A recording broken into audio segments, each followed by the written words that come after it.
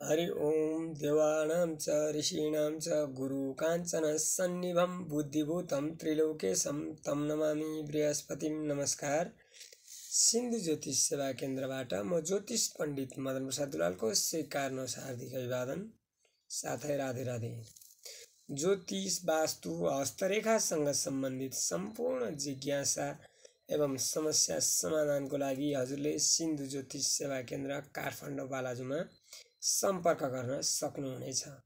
यहाँको नम्बर रहेको छ 9841 59 95 45।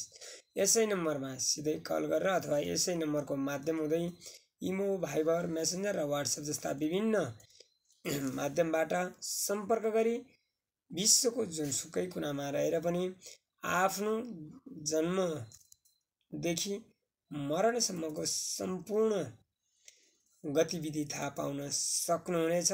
साथै ग्रहको अशुभ प्रभावलाई पनि शान्त गर्ने उपाय थाहा पाउन सक्नुहुनेछ र शान्त गर्न सक्नुहुनेछ।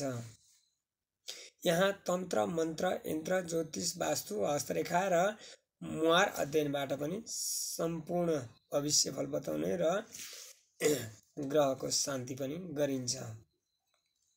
हाम्रो भिडियो कस्तो लाग्छ हजुरले हेर्दा लाइक र सेयर गर्न नभुल्नुहोला। साथै हजुरले यसै टिकटक लिङ्क मार्फत सिन्धु ज्योतिष युट्युब च्यानलमा गएर सब्सक्राइब गर्न नभुल्नुहोला। सब्सक्राइबसँगै आउने बेलको चिन्हमा टच गरी अलमा टच गरिदिनु भयो भने जति पनि हामीले हालेका भिडियोको नोटिफिकेसन हजुरको मोबाइलमा आउने गर्दछ र सबैभन्दा पहिला हजुरले हेर्न सक्नुहुनेछ। म हजुरमाझ उपस्थित भएको छु आजको पञ्चाङ्ग र राशिफल लिएर। राशिफल सँगसँगै पञ्चाङ्ग श्रवण गर्नाले शरीरमा स्फूर्ति छाउने, गङ्गा स्नान गरे बराबरको पुण्यफल प्राप्त हुने र हुन सक्ने कुनै पनि सम्भावित सानातिना घटनाहरूलाई परास्त गर्न मद्दत पुर्याउँछ। साथै आजको लागि शुभ रङ, दिशा, अङ्कको बारेमा पनि जानकारी पाउन सक्नुहुनेछ, जुन चाहिँ शुभ कार्य गर्नको लागि असाध्यै सफलता मिल्ने गर्दछ। अब सुरु गरौँ आजको पञ्चाङ्ग। आज मिति विक्रम सम्वत 2082 साल जेठ महिनाको 8 गते बिहिबार, तदनुसार सन् 2025 मे 22 तारिक, ज्येष्ठ कृष्ण पक्ष, दशमी तिथि पूर्व भाद्रपदा नक्षत्र, विषकुम्भ योग, वणिजकरण। चन्द्रमा आज मीन राशिमा रहनेछन्। आजको लागि शुभ दिशा पूर्व र उत्तर रहेको छ भने शुभ अङ्क 3, शुभ रङ पहेँलो रहेको छ। अब सुरु गरौँ राशिफल। राशिको सुरुमा मेष राशि। अनावश्यक खर्चमा वृद्धि भएर जान सक्नेछ। कुनै पनि दण्ड सजायको अवस्था नआउला भन्न सकिन्न। कार्य गर्दा सावधानी अपनाउनु होला र अब्जसको सामना पनि गर्नुपर्ने देखिन्छ। वृष राशि। धनको सही सदुपयोग गर्न सक्ने र आम्दानीका स्रोतहरू फेला पर्न सक्नेछन्। रोकिएका धनहरू उठाउन सक्नेछ। भौतिक सुखको साधन प्राप्त गर्नुका साथै कुनै पनि आभूषण सौन्दर्यसँग सम्बन्धित गरगहनाहरू जोड्न सक्ने अवस्था पनि देखिन्छ। मिथुन राशि। गरिएका काममा सफलता मिल्नेछ।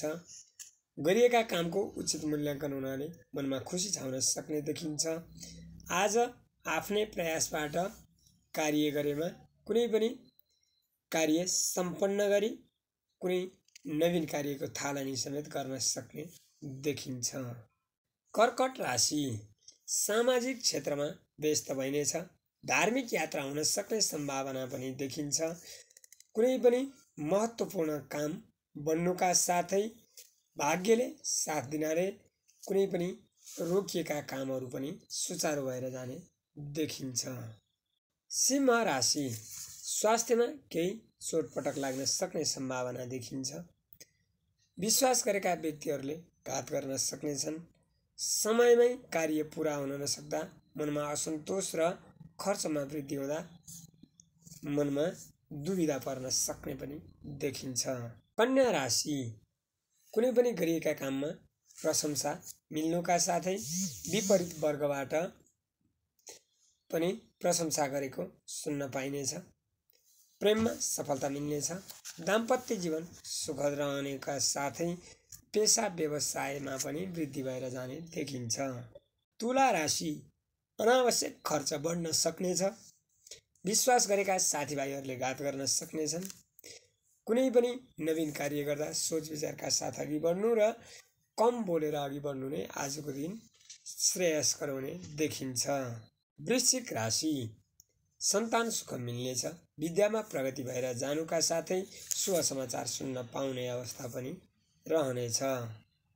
धनु राशि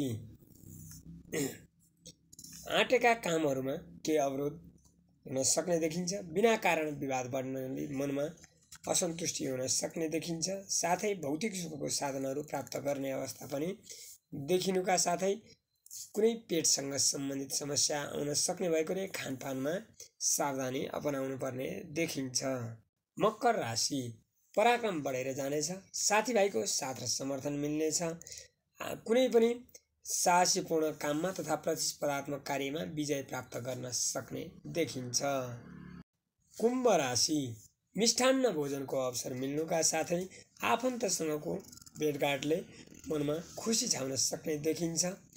गरिरहेको पेसा व्यवसायबाट आर्थिक स्थिति मजबुत बन्दै जानाले कुनै पनि महत्त्वपूर्ण व्यक्तिसँग भेट हुनाले मनमा खुसी छाउन सक्ने पनि देखिन्छ। राशिको अन्तिममा मीन राशि कुनै पनि गरिएका काममा सफलता मिल्नेछ। आत्मसन्तोष बढ्नुका साथै अनुहारमा कान्ति, मनमा शान्ति मिल्न सक्ने देखिन्छ। कुनै पनि आफूबाट टाढिएका मित्रहरूसँग भेटघाटको सम्भावनामा पनि रहने देखिन्छ। राशिफलले जे जस्तो भने तापनि हजुरको दिन सुखमय रहोस्। हस्त नमस्कार।